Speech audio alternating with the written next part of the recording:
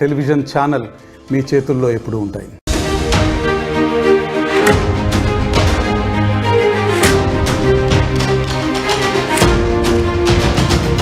Breaking news. Chicken తింటే ఎక్కడ bird flu వ్యాధి వస్తుందోనని భయపడుతున్నారు చికెన్ ప్రియులు. అందుకే చికెన్ని దూరంగా ఉంచుతున్నారు. దీంతో చికెన్ అమ్మకాలు తగ్గిపోయాయి.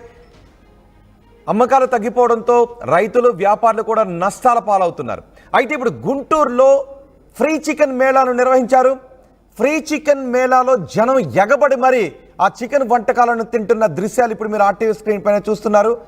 బర్డ్ ఫ్లూపై అవగాహన పెంచడం కోసమే ఈ చికెన్ మేళా ఏర్పాటు చేశామని చెప్తున్నారు. Poultry farmers and traders association ఆధ్వర్యంలో ఈ చికెన్ మేళాను నిర్వహించారు. ఈ సదస్సులో ఎమ్మెల్యే కన్నా లక్ష్మీనారాయణ కూడా పాల్గొన్నారు. నసీర్ అహ్మద్ కూడా పాల్గొన్నారు. చికెన్ తినడం ద్వారా ఎటువంటి అనారోగ్యం రాదు అని చెప్పడం కోసమే ప్రజాప్రతినిధులు కూడా పాల్గొన్నారు. దీంతో భారీగా జనం తరలివచ్చి లొట్టలేసుకుంటూ చికెన్ తింటున్న దృశ్యాలు మనం ఆర్టీవీ స్క్రీన్ పైన చూస్తున్నాం. బర్డ్ ఫ్లూ భయంతో ఎవరు కూడా చికెన్ తినడం లేదు. దీంతో చికెన్ అమ్మకాలు భారీగా పడిపోయాయి. పౌల్ట్రీ పరిశ్రమ దెబ్బతింటోంది. వ్యాపారాలు కూడా దెబ్బతింటున్నాయి. హోటల్ పరిశ్రమ కూడా దెబ్బతింటోంది. దీంతో జనాల్లో చికెన్ తినాలి అనే కోరిక ఉన్నప్పటికీ బర్డ్ ఫ్లూ భయంతో జనాలు కూడా దూరంగా ఉంటున్నారు. కాబట్టి చికెన్ తినడం ద్వారా ఎటువంటి అనారోగ్యం చేకూరదు అని చెప్పే ప్రయత్నం చేశారు. అయితే కన్నా లక్ష్మీనారాయణ ఇక్కడ మాట్లాడారు. కన్నా లక్ష్మీనారాయణ ఏం మాట్లాడారో నేను చూపించే ముందు ఒక విజ్ఞప్తి చేస్తున్నాను. చికెన్ ప్రియులకు, అధికారులకు, రాజకీయ నాయకులకు కూడా సహజంగా బర్డ్ ఫ్లూ లాంటి వ్యాధులు వస్తూ ఉన్నప్పుడు చికెన్కి ఎందుకు దూరంగా ఉంటారు అంటే చచ్చిన కోళ్లను తీసుకొచ్చి ఎక్కడ హోటల్లో అమ్మేస్తారో అనే భయంతోనే ఆ హోటల్లో చికెన్ అమ్మకాలకు దూరంగా ఉంటారు. ఆ వ్యాధి సోకిన కోళ్లను ఎక్కడ మార్కెట్కు తరలిస్తారో అనే భయంతోనే ప్రజలు ఎవరు చికెన్ జోలికి వెళ్ళరు.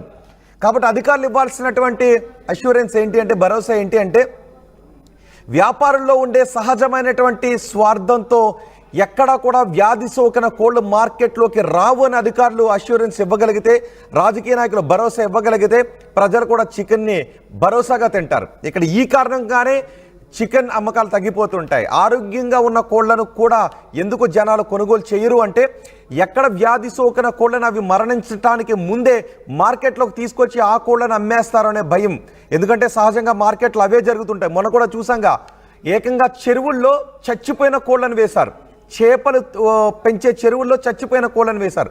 అలాంటి వాటిని అరికట్టండి. అలాంటి వాళ్ళపైన సరైన చర్యలు తీసుకుంటే ప్రజల్లో ఉండే సహజమైన భయం పోయే అవకాశం ఉంటుంది. అందుకే ప్రజలు చికెన్కి దూరంగా ఉంటారు.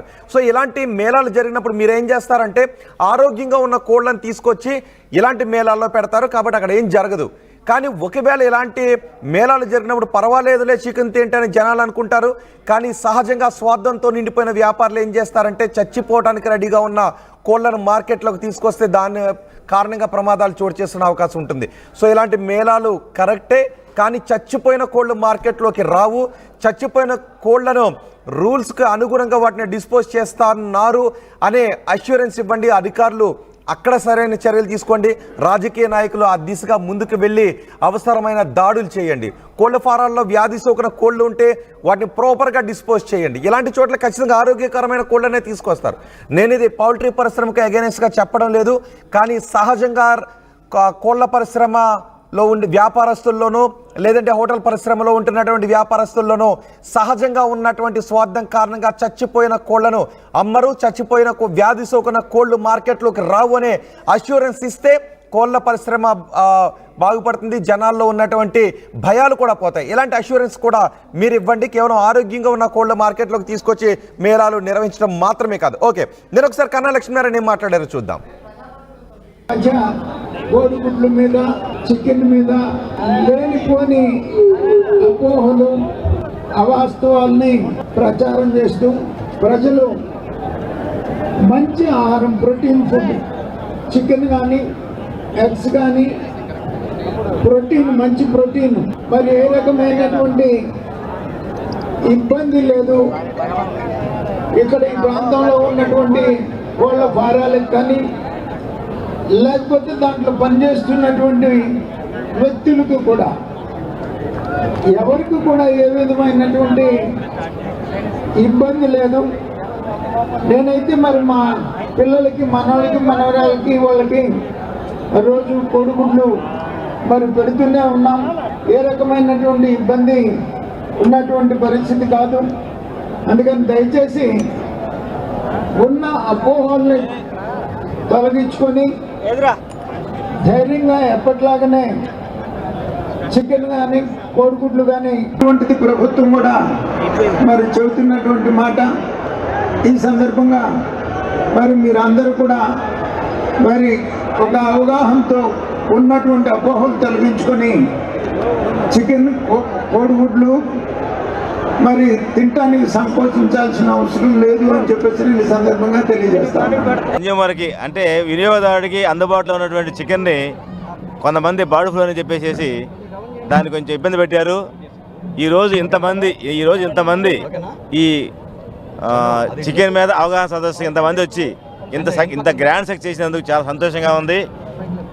మార్కెట్లో దొరికేటువంటి అన్ని రకాలైనటువంటి మాంసాహారంలో చికెన్ బాగా చీప్గా వస్తుంది. 1 కేజీ మటన్కి 5 కిలో చికెన్ వస్తుంది. చికెన్ చాలా ఆరోగ్యకరమైన చికెను. డాక్టర్స్ అందరూ కూడా చికెన్ వాడమని చెబుతారు. అందుకని గుడ్లు చికెను విరివిగా వాడచ్చు. మా ఇళ్లలో కూడా ప్రతిరోజు 1 గుడ్డు 2 గుడ్డు తింటాము. దాంతోపాటు చికెన్ కూడా రోజు దాదాపుగా తీసుకుంటాము. అందుకని తక్కువ ధరకి అధిక మొత్తంలో పట్టినటువంటి చికెన్ని ఎవరు కూడా విస్మరించవద్దు. రోజువారీగా వాడుకుంటారు. ఈ తక్కువ ధరకు దొరికేటువంటి ప్రోటీన్ని వినియోగిస్తారని చెప్పేసి ఆశిస్తున్నాం. ఈ జనాన్ని ఈ కోలాహలాన్ని చూస్తే మాకు అసలు ఏమీ అర్థం కాలేదు. మేము బాగా వస్తారంటే 5,000 వరకు ఎక్స్పెక్ట్ చేసాము. అసలు ఈ జనాన్ని చూస్తే ఎంతమంది వచ్చారో కూడా మాకు తెలియని పరిస్థితి వచ్చింది. బర్డ్ ఫ్లూ లేదని అయితే మాకు అర్థమైంది. కొంచెం ఏదో సోషల్ మీడియా వల్ల కొంచెం భయపడ్డారు. ఆ భయం లేదని